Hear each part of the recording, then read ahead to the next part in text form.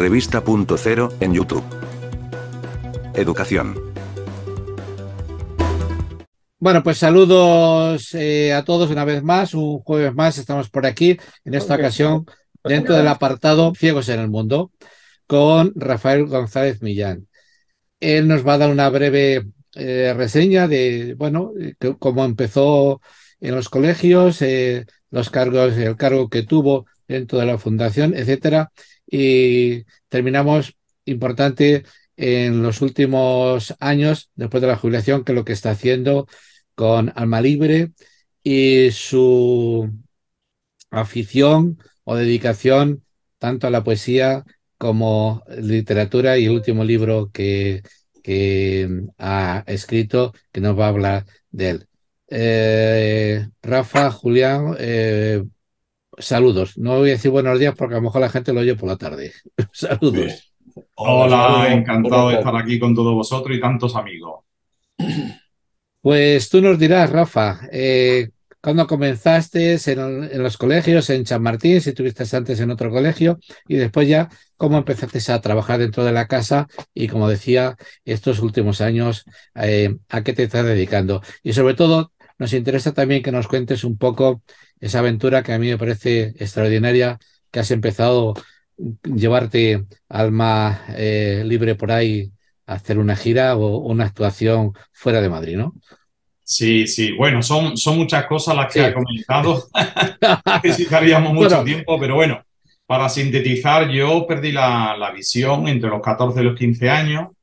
Hice toda la educación general básica en un colegio público y bueno, pues me sobrevino un desprendimiento de la retina. Yo ya no veía de un ojo de nacimiento por seguramente una infección que tendría mi madre durante el embarazo, y con el ojo que veía, el derecho, tenía miopía y tuve, digamos, ese desprendimiento de retina pues al final de lo que es la EGB, ¿no?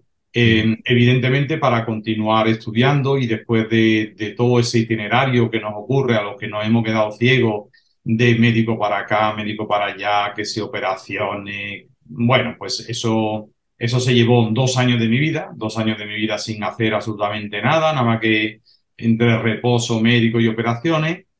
Y finalmente, bueno, pues había que continuar con la vida y no teníamos información de cómo seguir estudiando, pues un chaval ciego en ese momento, y encima pues en una población que ni siquiera es capital de provincia.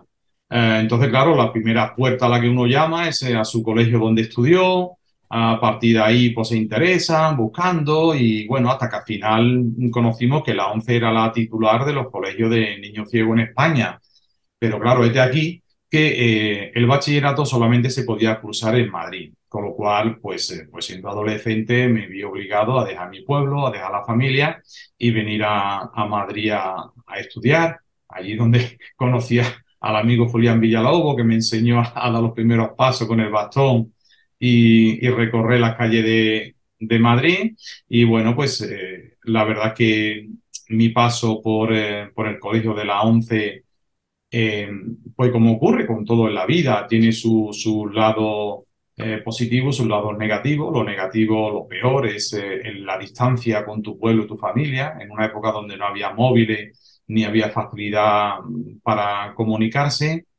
Y lo bueno es, bueno, pues asumir, digamos, la ceguera, ver cómo los chavales, pues, eh, tocaban instrumentos musicales, jugaban al fútbol, hacían deporte, lo que es una vida más o menos como la de cualquier otro chaval, ¿no?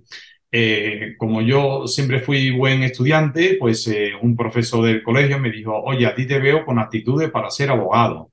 Que yo nunca había pensado en eso. En mi infancia, pensar en una carrera y sobre todo abogado, arquitecto y cosas de esas era una cosa como de rico, ¿no? No había posibilidades para las clases humildes, pues dejar tu pueblo y que alguien te pagara la estancia en una ciudad donde tuviera universidad. Entonces, en ese momento digo, yo que no soñaba en absoluto, siendo un niño vidente, con ser abogado, y ahora resulta que de ciego puedo ser abogado, ¿no? Y se me metió eso en la cabeza, digo, pues lo voy a hacer. Bueno, pues nada, pues emprendí mi paso hacia el mundo del derecho. Hice la carrera en la Universidad Complutense de Madrid, además bueno, pues con un expediente bastante bueno que me permitió obtener el primer premio nacional fin de carrera de la ONCE. Y a partir de ahí, y dicho sea de paso, en la carrera, a pesar de mi expediente, que creo, porque estas cosas antes no se publicaban ni nada, pero creo que fui el número uno de la promoción. Pero bueno, ningún catedrático se interesó por mí para que siguiera vinculado a la universidad. Luego cuando preguntaba, ¿y qué puedo hacer de mayor cuando salga de aquí? Pues todo era un problema, porque si decía abogado del Estado, no, tú no puedes hacer eso porque necesitas esto, aquello, no puede ser. No puede ser juez, no puede ser fiscal, bueno, no puede ser muchísimas cosas que luego me serviría en la vida para luchar por eliminar al menos las barreras legales, ¿no? Para que las personas ciegas pudieran acceder a otro tipo de puestos de trabajo. Entonces casi que estaba abocado al ejercicio de la abogacía, pero claro, en un Madrid, un chaval recién licenciado sin recursos económicos, pues ya me diréis cómo podría comenzar la carrera de la abogacía, lo que es el ejercicio de la abogacía. Entonces fue cuando surgió el tema de inversiones empresariales, digamos, en la ONCE y la necesidad de contar con cuadros técnicos para gestionar empresas. Y yo me apunté o más que me apunté, me señalaron, me identificaron y me llevaron a hacer el primer máster de gestión de empresas porque se hizo en la casa. Y fruto de ese máster, pues ya comencé a trabajar en el ámbito empresarial, en el entorno 11, pues tuve diferentes destinos, diferentes empresas. Luego ya pasé a lo que es la central del grupo de empresas de Fundosa, Fundosa Grupo, y de Fundosa Grupo a la propia Fundación 11, que era la titular de ese grupo empresarial. Y en la fundación, bueno, pues estuve de director general adjunto y luego ya pasé a la ONCE para desempeñar durante 8 años la dirección de Relaciones Internacionales de la ONCE, ¿no? Eso me permitió, evidentemente, bueno, ya tenía trayectoria anterior y por eso tal vez me nombraron director de Relaciones Internacionales, porque estando en la fundación yo llevaba todo el tema de programas europeos, cosa que me obligaba a ir muchísimo a Bruselas y a diferentes países europeos por el tema de conferencia europea, programas, etcétera.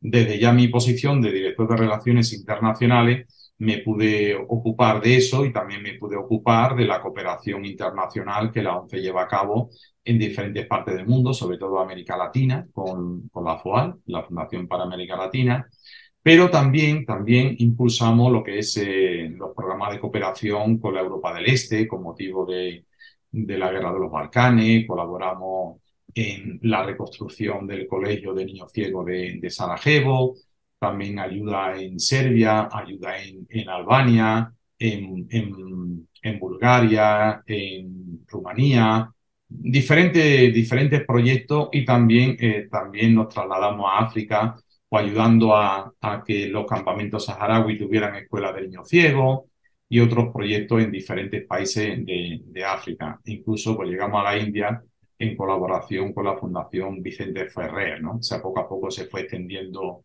ese ámbito de cooperación, sin olvidar nunca nuestro espacio político institucional en la Unión Europea y otro tipo de programas internacionales, ¿no?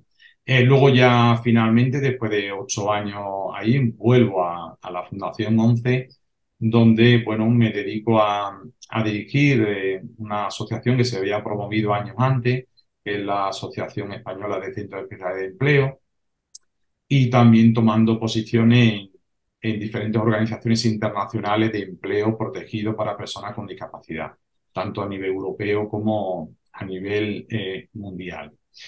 Y ahí acabó mi singladura laboral en ese momento. Y es porque, evidentemente, pues conforme a la legislación española, pues conocemos sobre todo los afiliados españoles, que los ciegos totales, si lleva años cotizados en número suficiente, pues puedes acceder a la jubilación a partir de los 52 años, ahora un poquito más, pero yo accedí a partir de los 52 años.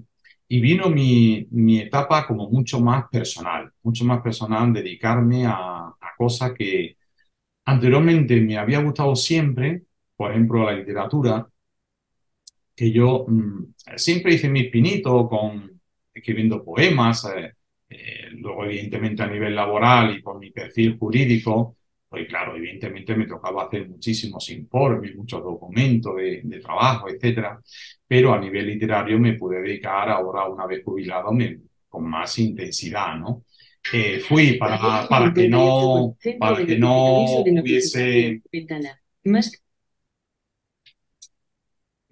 hubiese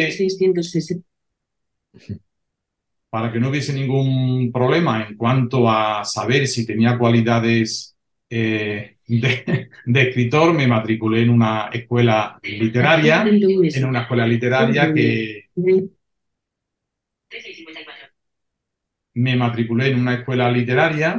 que me permitió, bueno, pues evidentemente a desarrollar técnica. Uno cree que sabe escribir y cuando entra en un sitio de eso e identifica cuáles son tus fallos, pues te das cuenta que la tarea de escribir es una tarea muy complicada, muy difícil, ¿no?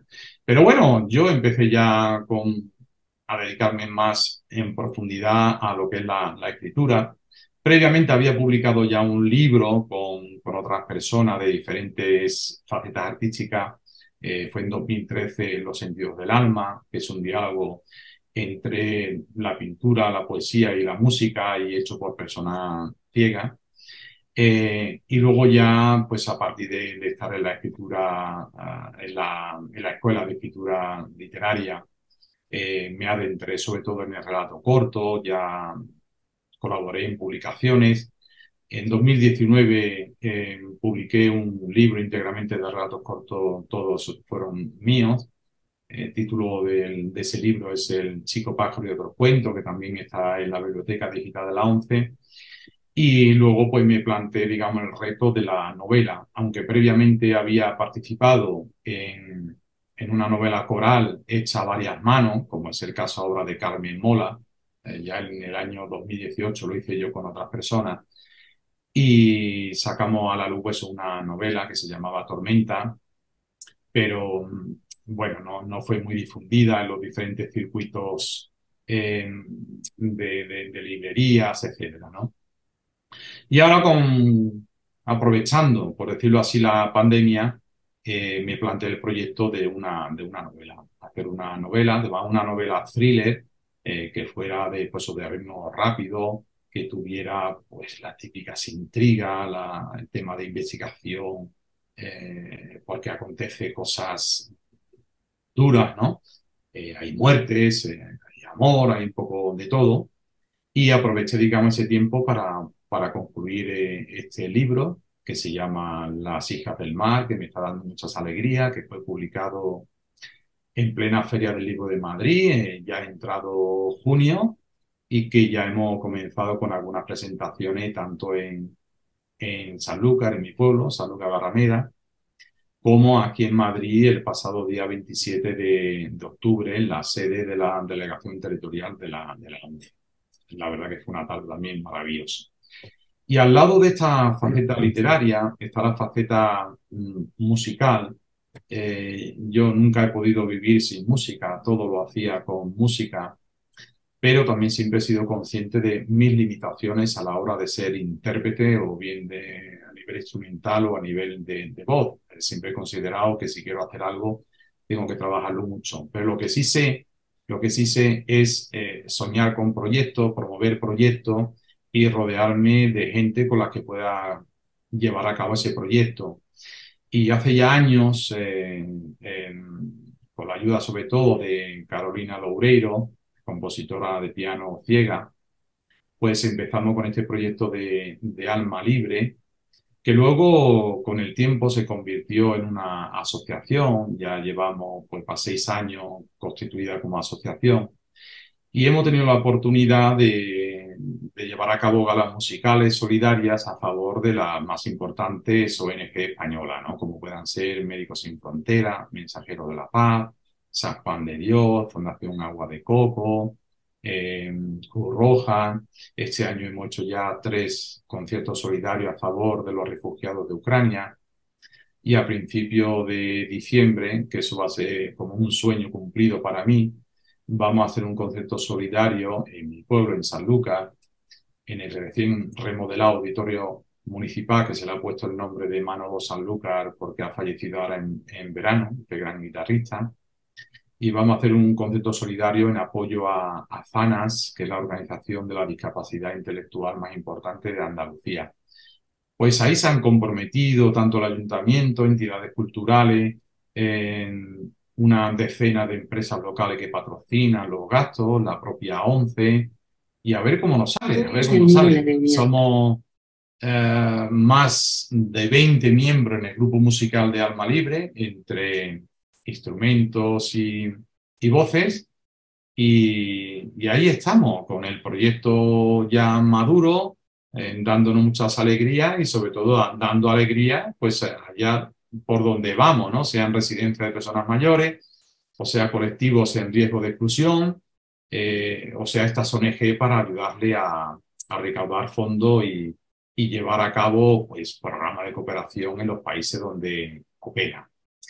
En síntesis, digamos, este es mi recorrido vital y ahora yo a veces digo de broma que casi que voy a solicitar la reincorporación al trabajo porque es un sin parar. O sea, cuando no es por temas literarios, es por temas musicales, pero bueno, son proyectos a los que uno le pone mucho cariño y el esfuerzo vale la pena si los resultados luego son tangibles, ¿no? Allí la conocí hacía 6 años. Ella paseaba por la orilla. Sus ojos verdes me mostraron el fondo del mar, donde quedé sumergido sin posibilidad de salir a la superficie de la vida que había tenido hasta entonces. ¿Eres el escritor? Me preguntó, con sus labios carnosos en una boca sensual que me hipnotizó. Soy Tania. Mi madre es María Cristina, la dueña del hotel. Me ha comentado que eres un escritor famoso. Fenomenal. ¿Qué destacarías de la presentación de tu libro aquí en la delegación de Madrid? ¿Ha habido lecturas por parte de compañeros? Presentación del propio director de servicios sociales, etcétera. Pero, ¿qué destacarías? Sí, yo lo primero que destacaría, Bernabé, es el tema de asistencia. Yo que he ido a muchas presentaciones de libros en Madrid, en bibliotecas, en centros culturales, etcétera. Evidentemente en Madrid hay muchísimos eventos cada día, hay muchas presentaciones, hay muchos actos culturales y normalmente pues son poquita gente las que asisten a presentaciones de libros, ¿no? O sea, si se llega a 30 personas, pues ya está bien, ¿no? Pues el otro día, el 27 de octubre, había en el salón de actos de la delegación territorial por encima de 100 personas, lo cual me parece algo admirable y algo que debo reconocer y agradecer, ¿no? Tener pues tanta gente que te quieran acompañar en ese día cuando es una cosa tuya, porque cuando es algo que organiza otra entidad con todos sus recursos, bueno, pues se puede, digamos, entender que se mueve a mucha gente, pero cuando es algo tuyo personal y que tú lo difundes entre la gente que tú conoces y pide ayuda para que se difunda y consigue ese resultado, pues te debes sentir muy orgulloso de lo realizado y muy honrado por ese apoyo recibido. Eso es lo primero. La gente, los amigos, conocidos o no tan conocidos, que se acercan a pasar esa tarde contigo. Lo segundo destacable, lo que yo decía en la propia presentación, ¿no? Yo ahora en mi vida tengo 2 muletas para poder caminar. Una es la literatura, otra es la música. Y allí tuve conmigo en el escenario, colaborando con música y con literatura, pues por un lado, a mis compañeros de la tertulia Ferreiro, que es una tertulia pues integrada casi en su totalidad por personas ciegas, y algunos de los compañeros, además todos los ciegos totales, leyeron algunos fragmentos del libro en braille, que yo creo que es algo también que hay que visibilizar y difundir, que se lea en braille, ¿no? Y la otra muleta, la música, y tuve pues también la satisfacción de contar con compañeros de Alma Libre, entre ellos mi propia mujer, Sandra, que cantaron algunos temas sobre el mar, canciones muy bonitas que tienen que ver con el mar, porque la novela, sobre todo, se ambienta en el mar y con el mar, ¿no? Y quería que la presentación estuviera tematizada con el mar, y así lo hicimos, ¿no? Tanto con la lectura como con la música, para que a la gente que asiste allí, aunque nos encontremos en el centro de la península, en Madrid, pero que tuviéramos la sensación de que estábamos rodeados de mar, ¿no? Y yo creo que con el sonido en el auditorio y con la lectura, yo creo que más o menos se consiguió. Y luego, evidentemente, en la mesa, no quiero dejar de destacar la presencia, pues, del mismo director general adjunto de Servicios Sociales de la ONCE, Andrés Ramos, y ya no por el cargo, sino más por amigo que otra cosa, pero evidentemente, bueno, pues tenerla ahí en representación de la ONCE, pues para mí también fue muy grato.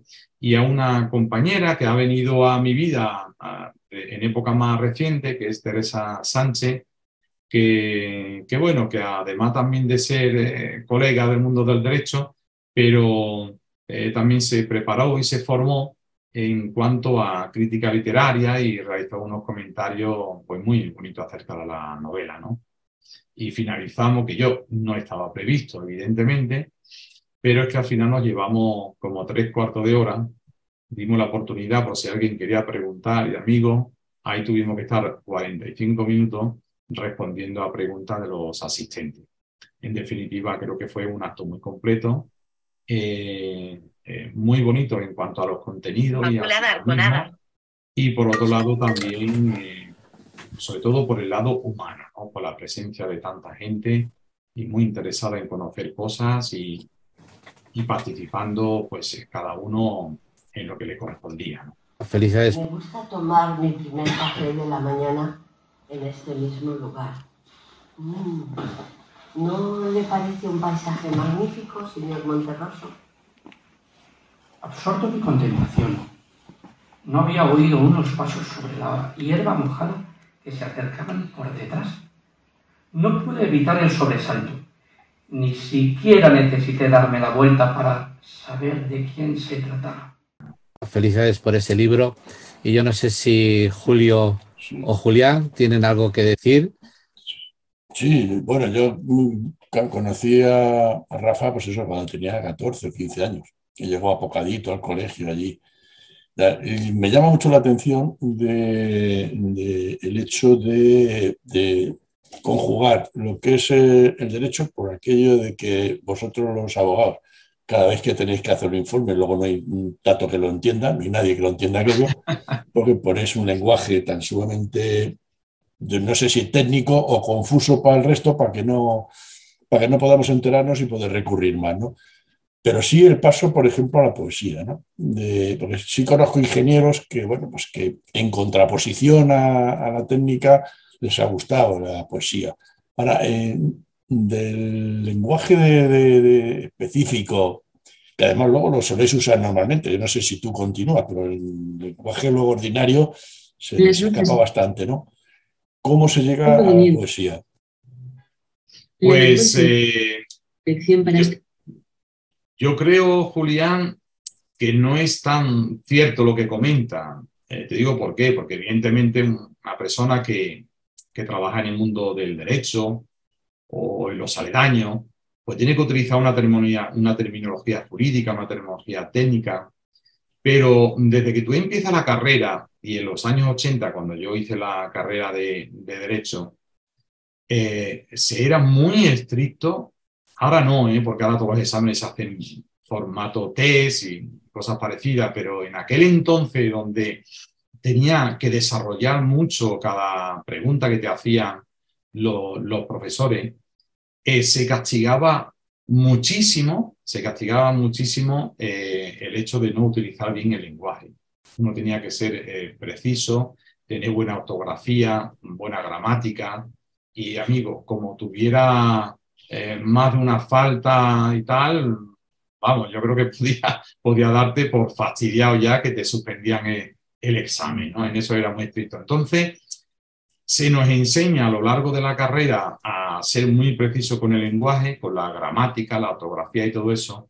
y entonces ya eso es algo que tú llevas en el bolsillo. Además, también en derecho, aunque se diga que la gente del derecho pues solemos extendernos demasiado en frases y tal, pero también aprendemos mucho a ser concisos, a ser muy precisos, porque a veces las normas son como son, ¿no? Y eso, a la hora de llevarlo, por ejemplo, a la poesía, te ayuda mucho, porque tú tienes que condensar en un poema, en pocas líneas, pues tienes que condensar todo aquello que tú quieres decir. Evidentemente yo mi cariño por la poesía empezó mucho antes que mi cariño por el derecho, es verdad, pero te ayuda muchísimo el hecho bueno, de haber sido objeto de estas normas tan estrictas a la hora de escribir y desarrollar, pues te permite afrontar sin miedo cualquier género literario. Sí es verdad que para la novela he tenido más problemas que para la poesía, porque la poesía es un verso, puede decir muchísimo. Pero en la novela, y sobre todo cuando se trata de novela negra o thriller, tú tienes que tener un lenguaje sencillo e imprimir un ritmo rápido en la escritura. Y claro, ahí sí es verdad que a los que tenemos una formación jurídica y si encima le añade que somos del sur, pues tendemos mucho al barroquismo. O sea, para mí lo más difícil en estos años, a la hora de escribir, ha sido desprenderme de un cierto barroquismo. Porque hoy en literatura el barroquismo no se tolera. No, vamos, cualquier editorial, en cuanto lean dos frases tuyas y vea algo de barroquismo, no continúa en leer el borrador que tú tengas, ¿no? Eso sí me ha costado trabajo. Desnudar la escritura de barroquismo. Sí, eso es lo que me llamó la atención, ¿no? Porque, como tú dices, ¿no? Lo barroco que sois los de derecho, aunque luego eso sí es verdad, que luego al final en un renglón ponéis la resolución. Este está condenado. Y, Sí. o sea, pero el llevarle el barroquismo ese vuestro a la poesía, sobre todo, pues, bueno, a lo mejor a la literatura en general, que se aguanta o no se aguanta, pero la poesía sí me llama la atención mucho. Sí, la poesía, evidentemente hoy también las tendencias literarias en la poesía es que sea una poesía más esencialista, ¿no? Más de tipo anglosajona.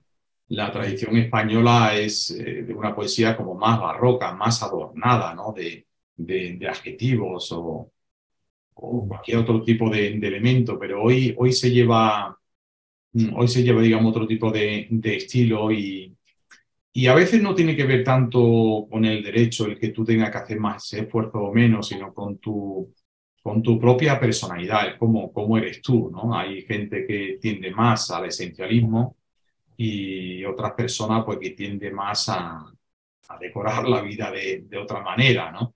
Entonces, bueno, pues en mi caso, insisto que yo sí he tendido al barroquismo, me ha costado mucho esfuerzo desnudar el lenguaje. Es hermosa, ¿verdad? Dijo Sofía a mis espaldas. Dicen por la región que todo el mundo la admiraba, que fue una gran mujer, pero que escondía grandes secretos que no han sido desvelados. Me pareció que cuando te registraste y la viste, ya la conocías. Ya te dije que no. Simplemente me impresiona la perfección del cuadro y la belleza de sus ojos. ¿No te has enterado de lo que le pasó? No, ya he dicho que no sé nada, ni de esta mujer, ni de lo que le ocurrió. Muy bien. Luego, sí, otra cosa que sí lo que sí me gustaría es que me dijese un poco qué influencia ha tenido, bueno, pues toda la trayectoria, sobre todo la de tipo más social en la literatura. Todo el tema, no sé, de la guerra de los Balcanes, Albania, a India, todo eso que ha estado, todo eso que has vivido y que, bueno, en algunas de ellas hemos participado. Y ¿cómo te ayuda eso a la hora de ponerte a escribir? Pues ayuda mucho, porque cuanto más ricas sean tus vivencias, más te ayuda a plasmar en un libro pues la historia que tú tengas en la cabeza, ¿no? Hay otra cosa en mi caso, Yo, aunque perdí la visión pronto, después de la EGB, pero siempre he guardado mucho recuerdo visual. Tengo mucha memoria visual, no solamente de mi propio entorno, de mi pueblo donde vivía, sino también de lo que me venía a través de la televisión o revistas o el cine. Puede ver pues, paisajes y lugares de muchas partes del mundo. Luego ya de ciego, cuando me he desenvuelto por ahí en países y tal, pues claro, la tendencia mía es primero ver si recordaba algo de imágenes de ese lugar y lo segundo, con la gente que estaba, pues que me dijera, oye, ¿y esto cómo es? ¿A qué se parece? ¿No? Y cuando tú tienes buena memoria visual, pues rápidamente llega a entender cómo es un edificio, cómo es un determinado paisaje. A mí todo eso es como el que va incorporando más cosas en tu base de datos, ¿no? Y todo eso al final lo plasma en cualquier escrito. O sea, todo autor es imposible, digamos, abstraerse y no meter en la escritura algo personal. Solamente os cuento un detalle de la novela esta. El autor, que se llama Luca Monterroso, que se entiende que nace en mi pueblo, además de una familia, una antigua familia de cargadores de India, que eran pues, los empresarios para todas las mercancías, que iba a América y volvían y todo eso, ¿no? Que es una cosa real, claro, de mi pueblo, no es inventado, ¿no? Y ni siquiera lo de Luca Monterroso, que parece italiano, tampoco es falso, en el sentido de que allí habían colonias de italianos, de franceses, de ingleses, etcétera, y hay muchos apellidos de fuera. Pero claro, este hombre, este protagonista, se ve obligado de adolescente a dejar su pueblo porque la familia se arruina y tiene que buscarse la vida, pues tiene que estudiar una carrera para darle de comer, pero su ilusión es escribir y se convierte en un escritor famoso. Y además, cuando ejerce de periodista, uno de sus destinos, como era un reportero de guerra, uno de sus destinos era Sarajevo. Evidentemente, si yo lo coloco en Sarajevo a este protagonista, yo hago recuerdo de mi vivencia en Sarajevo, lo que llegué a enterarme allí, lo que supe a partir de lo que la gente hablaba en Sarajevo, de cómo ocurrió todo, para que yo a este personaje lo sitúe en Sarajevo con mucho realismo, incluso hago mención al colegio de ciegos que fue totalmente destruido por las bombas y todos los técnicos que había en el colegio, todos estaban muertos, con lo cual había que comenzar de nuevo a formar a técnicos en autonomía, en lectura braille, etc. O sea, pues esas vivencias mías yo las he trasladado al libro, no, o sea, no en primera persona, evidentemente, pero utilizando todo este tipo de ingredientes, de datos, para que el personaje, pues también de alguna manera nos explicara qué es lo que veía, cuál era su trabajo, ¿no?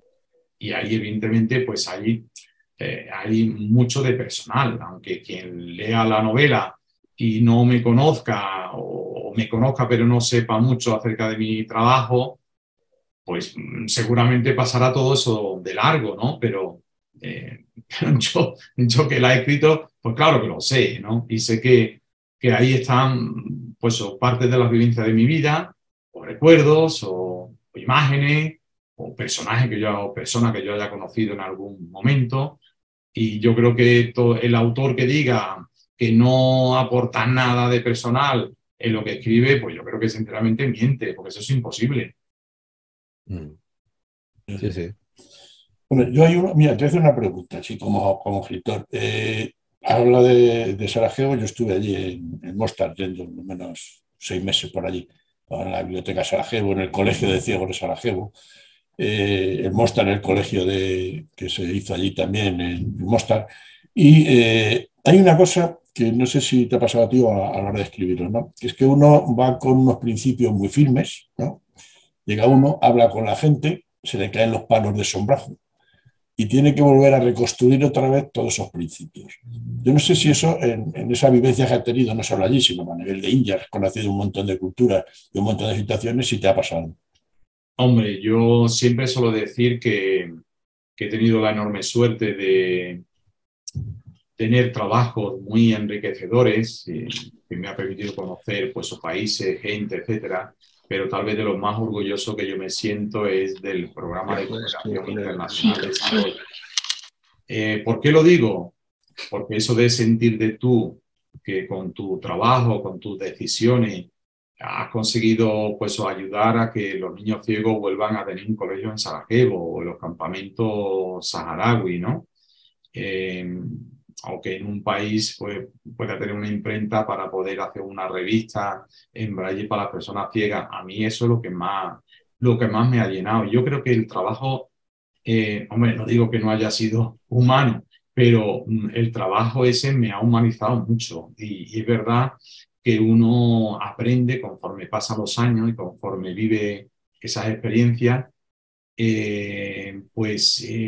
varía o se modula tu forma de ser, relativizas, te das cuenta que las cosas no son blancas ni negras, que hay muchísimos matices de por medio.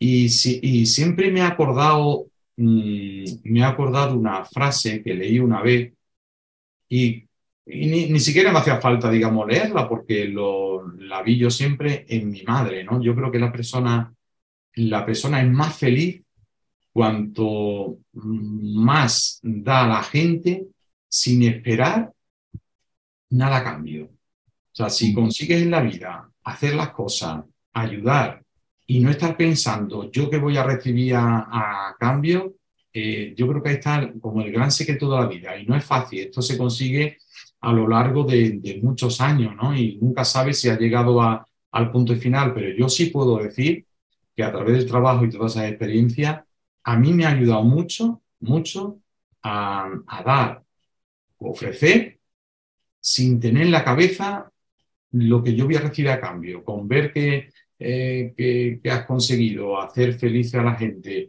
o ayudarle en que tenga algún tipo de recurso o lo que sea, para mí eso ha sido suficiente.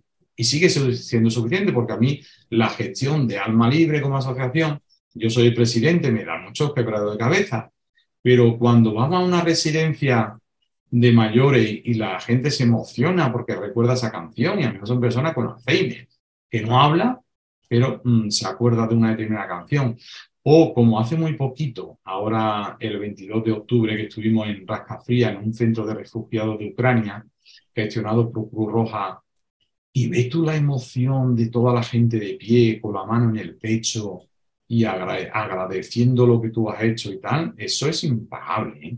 Eso es impagable. Y todo eso, evidentemente, te humaniza muchísimo. Claro que sí. No, pues bueno, dos cosas. Bueno, que yo me estoy leyendo ahora tu segundo libro, el primero ya me lo había leído. Y bueno, aparte de que es una cosa de amor, a mí lo que me está gustando mucho cómo está ambientado. Entonces, como has dicho lo de la presentación, pues me está dando un envidión no haber podido ir ese día porque si lo habéis ambientado así como está en el libro, pues seguro que ha estado muy bien. Bueno, a ver si se puede ver grabado o lo que sea, que no pudimos ir y bueno. Y luego era para, bueno, más que pregunta, medio comentario, no sé, porque yo, como digo, estoy ya un poco más de la mitad, no me lo he leído entero el libro, pero sí que me sorprendió un poco la primera vez que Luca está en peligro, termina en el hospital.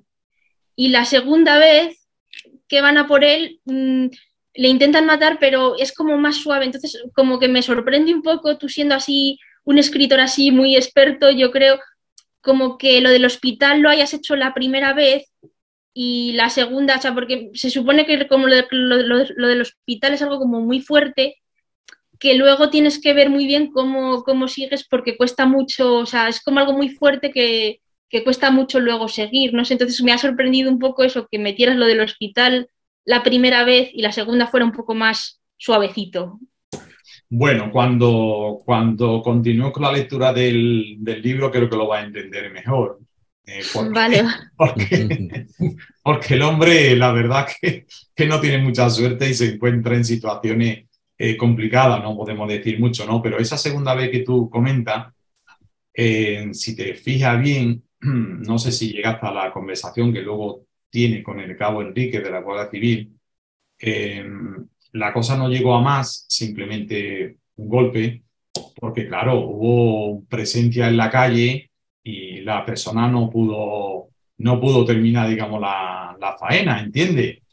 Ya. Entonces, claro, pues es como que tuvo suerte el protagonista de que la cosa no pasara de ahí, ¿no?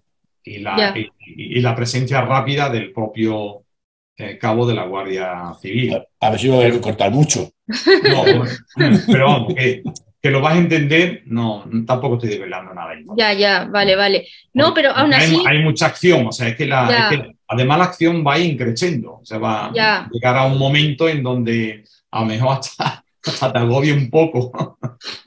Ya. No, es que aún así ya te digo que me sorprende, porque es como lo del hospital, es como muy al principio y luego hay unas páginas ahí que digo, uy, a ver, Rafa, cómo lo va haciendo. Y hay unas páginas en donde yo creo que cuesta un poco después de lo del hospital, claro, como lo del hospital es muy fuerte, y eso me sorprendió que lo metieras así como casi al principio, por así decir. Pero bueno, que habrá que ver toda la historia.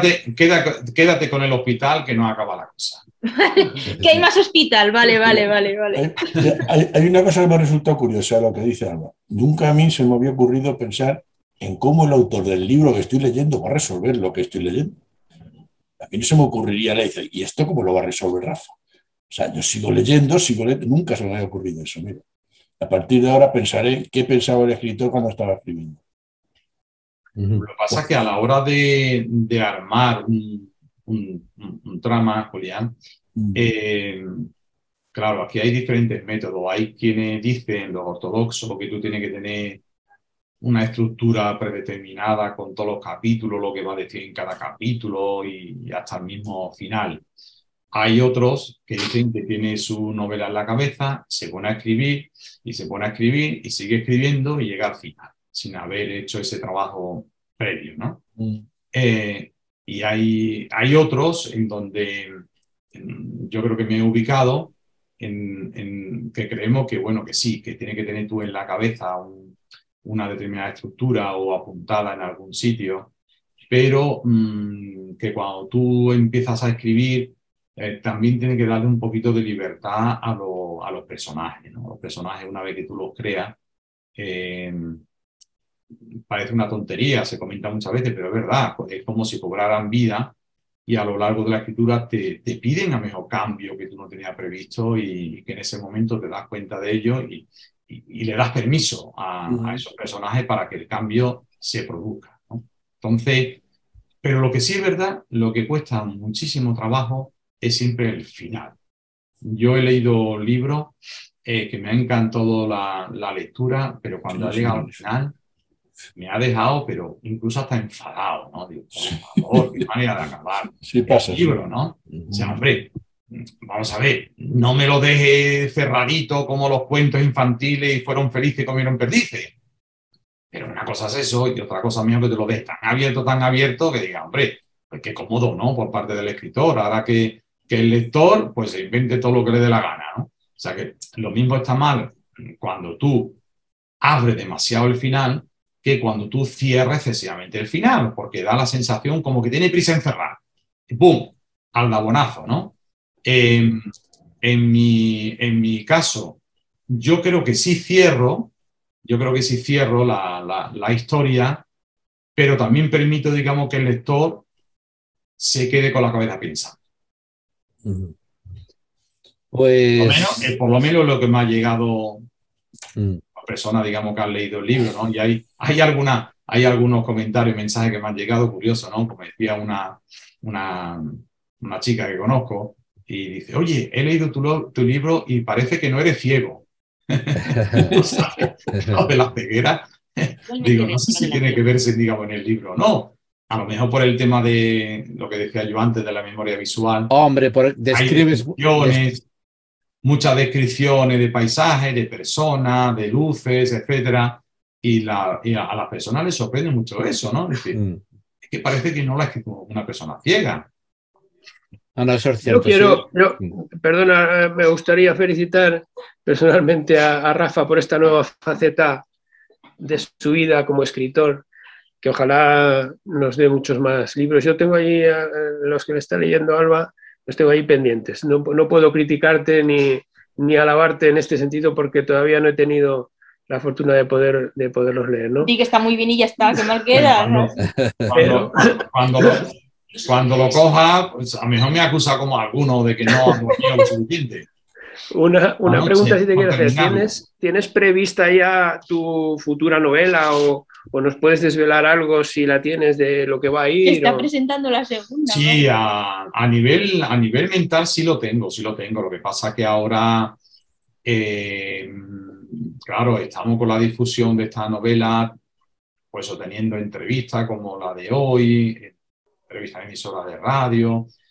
Seguramente tendré que abordar presentaciones en otros lugares fuera de Madrid, y ahora también tenemos una actividad muy fuerte en Alma Libre porque se avecinan las Navidades y tenemos diversas galas solidarias, ¿no? Entonces ahora no puedo dedicarme a escribir, pero sí tengo en mente 2 novelas. Una que tengo que ser capaz de ponerme a ello, pero es una inspirada, aunque sea de ficción, pero inspirada en la vida de mi madre, que me parece muy interesante desde el punto de vista, digamos, humano y muy cercano, porque es mi madre y es la persona que más ha influido en mi vida, ¿no? Mi gran referente en la vida. Y otra novela, porque hay muchos tipos de amor y hay muchas maneras de vivir el amor. Pero tengo ahí en la cabeza, tengo una novela de amor con un conflicto extraño, con una manera de vivir el amor muy diferente. Y bueno, pues tengo en la cabeza esas 2 novelas, y luego también me volvería a la poesía en algún momento, porque un género en lo que yo me siento, digamos, a gusto por expresar en poco texto, en poca frase, de forma muy intensa, unos sentimientos, una idea o pensamientos, ¿no?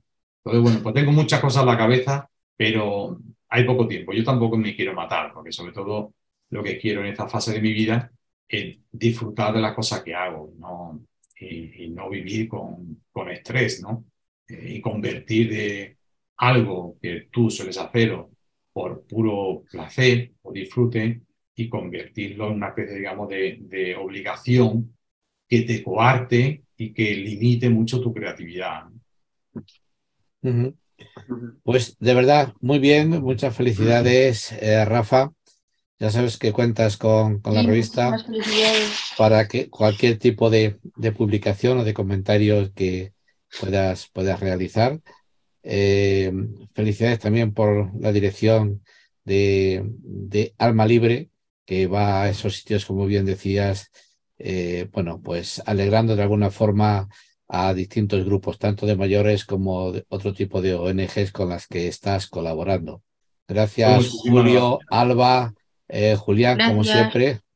Muchísimas gracias, Rafa. Enhorabuena. Gracias a todos vosotros, en especial a ti, Bernabé, porque bueno, siempre que te hemos pedido también ayuda para Alma Libre, ahí siempre está dispuesto a echar un cable, y por tanto pues aprovecho la oportunidad para agradecértelo y aquí estamos por este buen rato que hemos echado. Aquí colaboramos todos un poco. Me vas a permitir que saludemos al director gerente de la editorial 12 Calles, a Pedro Miguel Sánchez, que luego está aliado con los libros y que tiene que estar pendiente de la firma de Rafa y demás, y nos tiene que decir algo. Pedro, buenas tardes. Buenas tardes. Primero agradeceros la invitación y poder disfrutar de esta tarde. Y bueno, no voy a hablar del libro porque ya van a hablar en la mesa. Si me van a permitir decir unas palabras de Rafael. Este es el segundo libro que le publicamos a Rafael.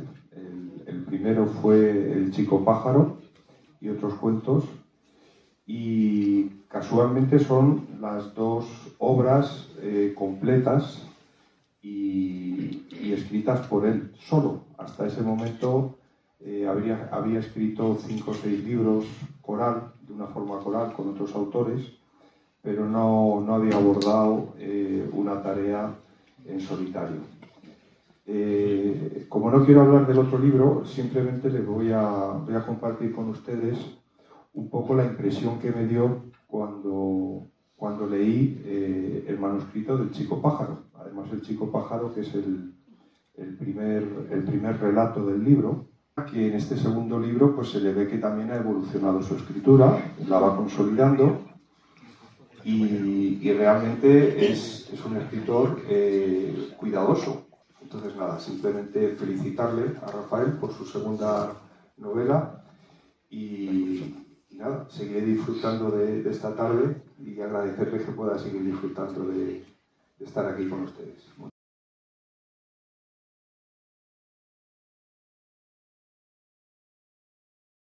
Vamos todos un poco. Punto.